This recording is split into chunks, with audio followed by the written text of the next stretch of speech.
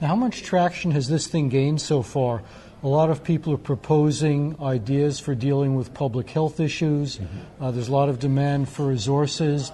The approach you're talking about, does that look like it's going to be the coming thing? That it's There are a lot of different projects in play in parallel right now. So the futures-based group is really looking at a variety of these activities.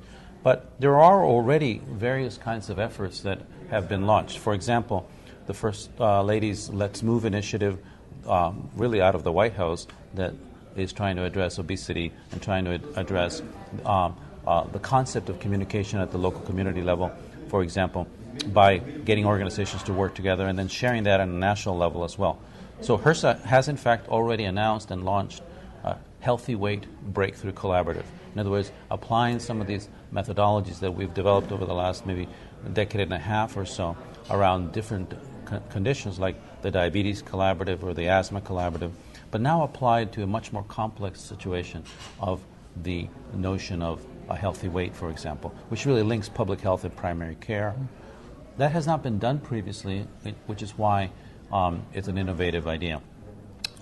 How do we connect that up with some of the technology pieces is another aspect of this. In the past, many of these meetings were and initiatives were done in face-to-face large meetings, and people would go back home and share that with their local partners. Nowadays, it could be done much more cost-effectively by using both games and telecommunication systems in an improved way. Is a lot of this aimed at getting the individual to take more responsibility for himself instead of going to the doctor and saying, cure me?